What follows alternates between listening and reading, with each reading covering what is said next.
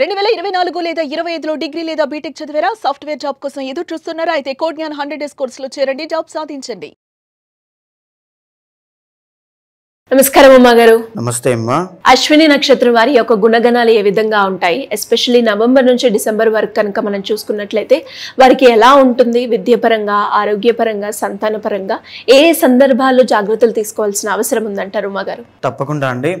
అశ్విని నక్షత్రము అంటే జనరల్లీ అధిపతి అశ్విని దేవతలు అండి. అంటే మనం చాలా సందర్భాల్లో చెప్పుకున్నామండి క్యారెక్టరిస్టిక్స్. కానీ ఇప్పుడు చెప్పుకోవాల్సింది ఏంటంటే ఈ ప్రస్తుతం నడిచేటువంటి గ్రహ సంచారములు వారి యొక్క గుణగణాలకి సంబంధించి ఏ విధంగా ప్రికాషన్స్ తీసుకోవాలో వాళ్ళకి చెప్పడం చాలా అవసరం కాబట్టి. సో అశ్విని నక్షత్రానికి అధిపతి కేతు అవుతారండి ఎక్కడ గ్రహాల్లో. అదేవిధంగా అధిదైవాల్లో అశ్విని దేవతలు అవుతారు. తర్వాత మేషరాశికి సంబంధించి కుజుడు ఆధిపత్యాన్ని వహిస్తూ ఉంటారు. సో అలాంటి అశ్విని నక్షత్రం వాళ్ళు ఏంటి అంటే ఏదైనా సరే ఆవేశము అనేటువంటిది చాలా ఎక్కువగా ఉంటుందండి. దేన్నైనా సరే వెంటనే చేసేయాలి అనే పట్టుదల, కసి, కృషి అన్నీ ఉంటాయి. కానీ అది కన్సిస్టెంట్గా ఉండేటువంటి అవకాశాలు చాలా తక్కువ ఉంటాయి. ఈ రోజు స్టార్ట్ చేసి ఒక మోటివేషన్తో 3-4 రోజులు చేసిన తర్వాత మళ్ళీ కంప్లీట్గా డల్ అయిపోతుంటారు. సో అలాంటివి లేకుండా జీవితంలో మీరు సరిదిద్దుకోగలిగితే అశ్విని నక్షత్రం వాళ్ళకి మంచి సక్సెస్ అనేటువంటిది వస్తుంది. ఇకపోతే అండి అశ్విని నక్షత్రము అంటే మేషరాశిని మనం చెప్పుకున్నాం. The original 1st and 8th lord. కోపము అనేటువంటిది తగ్గించుకోవాలి. ఆవేశము, కోపము, తొందరపాటులో నిర్ణయాలు తీసుకోవడం ఇలాంటివి చాలా ఎక్కువగా ఉంటాయి. 8th లార్డ్ కూడా కుజుడే అవ్వడం వల్ల అప్పులండి, రుణబాధలతో ఎక్కువగా బాధపడే అవకాశములు చాలా ఎక్కువగా ఉంటాయి. ఆర్ లేకపోతే మనం చాలా సందర్భాలు చెప్పుకున్నామండి, ల్యాక్ ఆఫ్ కన్సిస్టెన్సీ వల్ల అశ్విని నక్షత్రం వాళ్ళకి లేట్ మ్యారేజ్ అవ్వడం కానీ, లేట్గా జాబ్ రావడం కానీ, సెటిల్మెంట్ చాలా ఆలస్యం అవ్వడం కానీ, లేకపోతే ఏదైనా సరే కొంచెం లేట్ అవుతాయండి. బాగా కంప్లీట్గా మనీ సంపాదించడం లేట్ అవుతాయి. ఎర్నింగ్స్ అనేటువంటివి అన్నీ కూడా. ఎందుకు? కన్సిస్టెన్సీకి పెళ్లికి సంబంధం ఏంటి అంటే జీవితంలో సరైనటువంటి సమయంలో సరైన నిర్ణయాలు తీసుకోలేకపోవడం వల్ల అశ్విని నక్షత్రం వాళ్ళకి ప్రాబ్లం అనేటువంటిది ఎదురవుతుంది. అది ఒక కర్మదోషం. ప్రతి ఒక్కరికి ఏదో ఒక కర్మ పాజిటివ్ ఆర్ నెగిటివ్ ఉంటుంది. అశ్విని నక్షత్రం వాళ్ళు ఈ విషయంలో కొంచెం ఫోకస్ చేయాలి ఖచ్చితంగా. 2nd and 7th లార్డ్ శుక్రుడు అవ్వడము, ఇష్టమైనటువంటి వ్యక్తుల్ని వివాహం చేసుకునేటువంటి యోగం వీళ్ళకి పడుతుందండి. అంటే వీళ్ళు ఏంటి అంటే వీళ్ళని బాగా వీళ్ళు ట్రైన్ చేసుకోగలిగితే 100% వీళ్ళు 10 మందిని ఆకట్టుకునే విధంగా మాట విధానం అంతా కూడా మార్చుకుంటారు. అంటే మాట ద్వారా 10 మంది ఆకర్షింపబడతారు, ఆకట్టుకుంటారు వీళ్ళు. సో ఇదంతా కూడా చాలా బాగుంటుంది. అండ్ ఈవెన్ మనీ కూడా విపరీతంగా సంపాదిస్తారండి. ఎలా సంపాదిస్తారు? ద ఒరిజినల్ 2nd లార్డ్ శుక్రుడు ఎప్పుడు యాక్టివేట్ అవుతుంది? ఆ శుక్రుడు అనేటువంటిది పెళ్లితోనే వీళ్ళకి మనీ అనేటువంటి యోగం యాక్టివేట్ అవుతుంది. సో ఖచ్చితంగా మీ పర్సనల్ చార్ట్లో 7th హౌస్ యొక్క బలాన్ని ఎలా ఉందో లేదో చూసుకోండి. మీరు పెళ్లి చేసుకునేటువంటి సందర్భంలో మీకు ఆ కాంబినేషన్స్ వచ్చే అమ్మాయి యొక్క ఎనర్జీస్ కనుక మీకు మ్యాచ్ అయ్యాయి అంటే ఖచ్చితంగా ఒక అదృష్టవంతులు అవుతారు. ఎందుకంటే 2nd లార్డ్ శుక్రుడు కాబట్టి అండి. పెళ్లితోనే వీళ్ళకి ఆ మనీ అనేటువంటిది రావడం బాగా కలిసి వస్తుంది. 3rd and 6th లార్డ్ బుధుడు అవుతారు. ఖచ్చితంగా వీళ్ళు వ్యాపారము అనేటువంటి చేయకూడదు. చేశారంటే వీళ్ళకు ఉన్నటువంటి ల్యాక్ ఆఫ్ కన్సిస్టెన్సీ వల్ల కానీ, అతి మంచితనం వల్ల కానీ, లేకపోతే ఆ తొందరపాటు నిర్ణయాల వల్ల కానీ లాస్ అయ్యేటువంటి అవకాశాలు చాలా ఎక్కువ ఉంటాయండి. అండ్ ఈవెన్ వీళ్ళ చుట్టుపక్కల ఉండేటువంటి వాళ్ళే, బంధువుల్లో ఉండేటువంటి వాళ్ళే శత్రువులు ఉంటారు. మేనమామ, మావయ్యలు, అత్తయ్యలు, లేకపోతే ఇంట్లో బావలు, అంటే తెలియకుండా బుధుడు కాబట్టి అండి. మేనరికం అంటాం జనరల్, బంధువర్గం. సో వీళ్ళకి బంధువుల్లో శత్రువులు ఉండడం వల్ల గుర్తించలేకపోతారు చాలా కాలం. సో వీళ్ళ ఎదుగుదల ఆగిపోవడానికి కూడా కారణం వాళ్ళే అవుతారు. ప్రత్యక్షంగా కావచ్చు, పరోక్షంగా కావచ్చు, ఖచ్చితంగా ఉంటుంది. అండ్ ఈవెన్ 4th లార్డ్ వీళ్ళకి చంద్రుడు అవుతారండి. ఇందాక ఒక మాట అనుకున్నాం అండి, వీళ్ళకి ఏదైనా చాలా డిలే అవుతుంది అనుకున్నాం. 4th లార్డ్ చంద్రుడు ఎప్పుడే అవుతారో తల్లితో కనెక్షన్ చాలా బాగుంటుంది వీళ్ళకి. తల్లితో ఎక్స్ట్రాడినరీ కనెక్షన్, మదర్ ఎమోషన్స్ కానీ అన్ని చాలా బాగుంటాయి. సపోర్ట్ కూడా చాలా బాగుంటుంది. అయితే 4th లార్డ్ ఎప్పుడైతే చంద్రుడు అవుతారో ఇల్లు కట్టుకోవడం అనేటువంటిది చాలా లేట్ అవుతుంది, ఆలస్యం అవుతుంది. అంటే స్థిరాస్తి ఇలాంటి గృహాలు కానీ ఇలాంటివి ఏదైనా కట్టుకోవడం కొంచెం లేట్ అవుతాయి. లేదా కట్టి మధ్యలో ఆగిపోవడం, మళ్ళీ కట్టిని మళ్ళీ అమ్మేయడం, ఇలాంటివి జరిగే అవకాశాలు ఎక్కువ ఉంటాయండి. బికాజ్ 4th లార్డ్ చంద్రుడు కారకో భావనాశయ. సో ఇక్కడ ఈ ప్రాబ్లం కనబడుతూ ఉంటుంది. తర్వాత 5th లార్డ్ రవి అవ్వడం వల్ల సంతానము, పుత్ర సంతాన యోగం కలిగింది అంటే ఖచ్చితంగా చాలా అదృష్టవంతులు అవుతారు. పుత్ర సంతానము పుట్టిన తరువాత వాళ్ళు కూడా మంచి గ్రోత్ అనేటువంటిది వీళ్ళకి కలుగుతుంది అని చెప్పొచ్చమ్మా. And the original 9th lord మనం గమనిస్తే కనుక 9th and 12th లార్డ్ గురుడు అవుతారు. వీళ్ళకి విదేశీ యోగం కూడా ఖచ్చితంగా ఉంటుంది. అంటే విదేశాల్లో స్థిరపడడం కాదండి, విదేశాలు వెళ్ళడం, టూర్స్ అండ్ ట్రావెల్స్ కానీ, అక్కడ చదువుకోవడానికి కానీ, ఉద్యోగం చేయడానికి కానీ, ఇలాంటివన్నీ కూడా వీళ్ళకి చాలా బాగుంటాయి.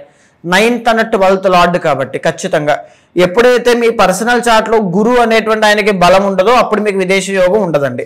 గురు అనేటువంటి ఆయన స్ట్రాంగ్గా ఉన్నారు అంటే 100% మీకు విదేశీ యోగం ఉంటుంది. 9th లార్డ్ గురుడు ఎప్పుడైతే అవుతారంటే వీళ్ళకి దైవ సంబంధిత కార్యాల కంటే అన్నదానాలు చేయడం, వస్తుదానాలు చేయడం, లేకపోతే దాన ధర్మాలు ఎక్కువగా చేయడం, భగవంతుడి కోసం ఎక్కువగా కృషి చేయడం, కష్టపడడం, ధర్మం కోసం పోరాడడం, ఇలాంటి మైండ్ సెట్ చాలా ఎక్కువ ఉంటుంది. ఖచ్చితంగా ఏదో ఒకటి చేయాలి అనేటువంటి తపన తాపత్రయం చాలా ఎక్కువ ఉంటుందండి వీళ్ళకి. 10th and 11th లార్డ్ ఎప్పుడైతే శని అవుతారో, 10th లార్డ్ చూడండి ఎప్పుడైతే శని ఇండికేట్స్ ఏంటి అంటే కంజెస్టెడ్ ఆర్ శని ఇండికేట్స్ మినిమల్ అండి, చాలా చిన్నది అనమాట.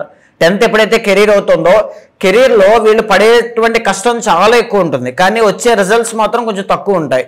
అంటే చిన్న చిన్న జాబ్స్ కానీ చిన్నవి ఏదైనా ఎంచుకుంటారు. అంటే ఇక్కడ నేను చెప్పేది ఏంటి అంటే మీకు ఆ కర్మ ఉంది కాబట్టి మీరు ఆలోచన విధానాన్ని చాలా బ్రాడ్గా పెట్టుకోవాలి, హ్యూజ్ విజన్తో వెళ్ళాలి.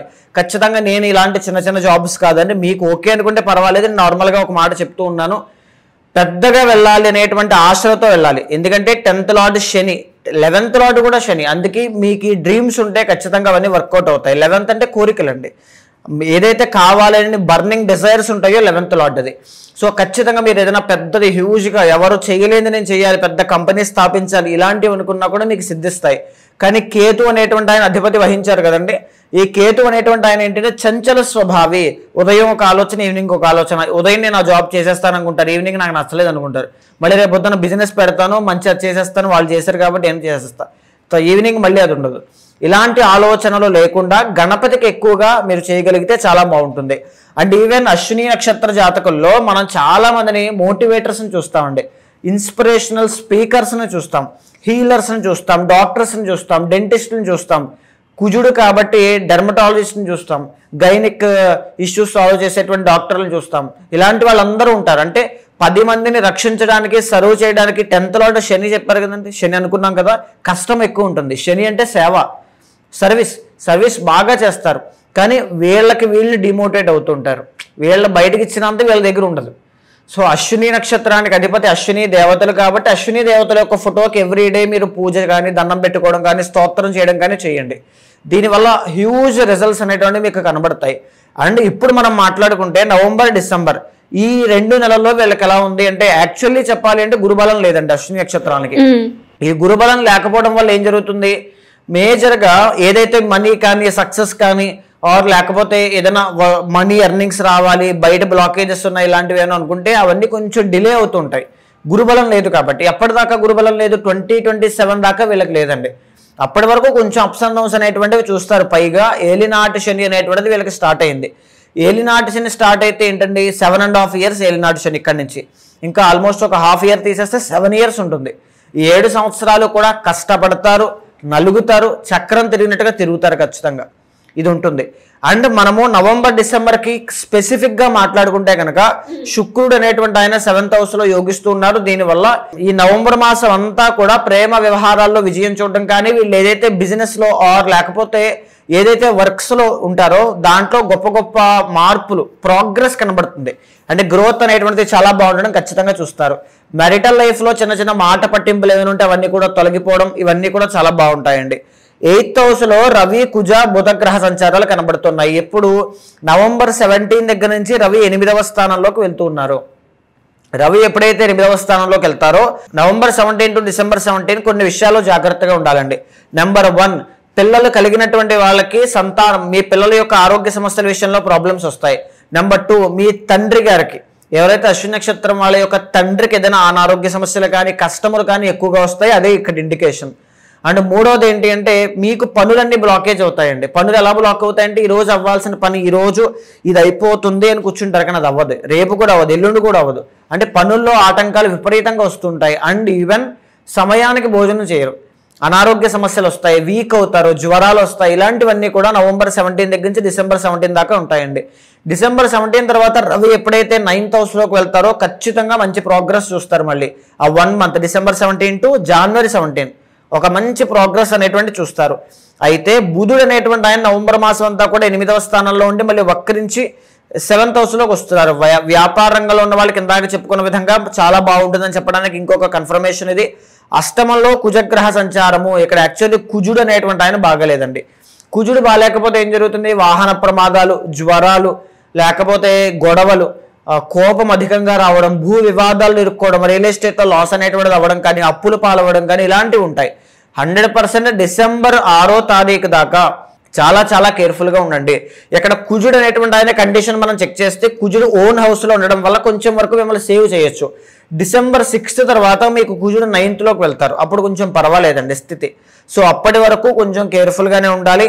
అండ్ ఏంటి అంటే శని రాహు యొక్క ప్రభావం డిసెంబర్ ఎండ్ వరకు కూడా వీళ్ళకి 11th హౌస్లో ఉందండి. దీనివల్ల చేసేటువంటి పనిలో కృషి, పట్టుదల, డెడికేషన్ అన్ని కనుక ఉంటే 100% భారీ విజయాన్ని వీళ్ళు చూస్తారు అని చెప్పొచ్చండి. ఓవరాల్గా చెప్పాలి అంటే అశ్విని నక్షత్రం వాళ్ళకి నేను చెప్పే సలహా మనోధైర్యంతో పనిచేయాలి. ఏ పనినా నేను చెయ్యగలను, సాధించగలను. ఎందుకంటే రవి వీక్ అవుతున్నారు. సెల్ఫ్ కాన్ఫిడెన్స్ని బిల్డ్ చేసుకుంటూ వెళ్ళాలి. ఎంత పెద్ద ఛాలెంజ్ ఉన్నా సరే నేను చేయగలను అనేటువంటి ఉద్దేశంతోనే వెళ్ళాలి. ఆరోగ్య సమస్యల విషయంలో జాగ్రత్తగా ఉండండి. తండ్రి యొక్క ఆరోగ్యాన్ని చూసుకోండి. సంతాన విషయంలో కేర్ఫుల్గా ఉండండి. అండ్ ఈవెన్ అప్పులు అలాంటివి చెయ్యొద్దు. భూ వివాదాల్లోకి వెళ్లకుండా జాగ్రత్త పడండి. చాలా బాగుంటుంది. మరి గురుబలాన్ని పెంచుకోవాలి అంటే ఏ విధంగా మనం ఇంప్రూవ్ చేసుకోవచ్చు అంటారు? తప్పకుండా అండి. ఈ గురుబలము అనేటువంటిది ఏ జాతకంలోనైనా చాలా కీలకం అండి. అశ్విని నక్షత్రం వాళ్ళకి గురుబలం పెరగాలి అంటే 100% శనగలు దానంగా ఇవ్వడం కానీ, వీళ్ళకి శివభక్తి అనేటువంటిది చాలా ఎక్కువగా ఉంటుందండి. కేతువు కాబట్టి దైవ అనుగ్రహం ఉంటుంది వీళ్ళ మీద. వీళ్ళకి డివోషనల్ పీపుల్ వీళ్ళు చాలా. కానీ కన్సిస్టెన్సీ ఉండదు. 48 రోజులు గుడికి వెళ్ళమంటే 3 రోజే మానేస్తారు.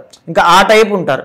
సో కన్సిస్టెంట్గా ప్రతిరోజు శివుడికి స్ఫటిక శివలింగానికి అభిషేకం చేయగలిగితే అశ్విని నక్షత్రం వాళ్ళకి గొప్ప రాజయోగము, గురుబలము తప్పకుండా పెరుగుతుందండి. మరి ఇంకా ఎవరికైనా కూడా వాళ్ళు ఏదైతే సమస్య ఎదుర్కొంటున్నారో దానికి సంబంధించి మీ దగ్గర పరిష్కారం తీసుకోవాలి అనుకునే వాళ్ళు ఎవరైనా కూడా మిమ్మల్ని అప్రోచ్ అవ్వాలి అంటే ఏ విధంగా ఉంటుంది మాగారు? తప్పకుండా అండి. ఇప్పుడు మనం మాట్లాడుకునేటువంటి ప్రతి అంశము కూడా గోచారానికి సంబంధించిన డిఫాల్ట్ జాతక చక్రానికి సంబంధించిందండి. సో చాలా మంది ఏంటి అంటే జీవితంలో ఎడ్యుకేషన్ చదివేటప్పుడు వాళ్ళని ఏదో తొందరపాటు నిర్ణయాల్లో ఒక కోర్సులో జాయిన్ చేసేసేయడం కానీ, పెళ్లి విషయంలో కూడా తొందరపాటు నిర్ణయాలతో వివాహం చేసేయడం కానీ, సంతాన విషయంలో, ఉద్యోగ విషయంలో, ట్రాన్స్ఫర్ విషయంలో, ఫారెన్ విషయంలో అనేక విషయాల్లో గైడెన్స్ అనేటువంటిది లేక చాలా ఇబ్బందులకు గురవుతుంటారండి.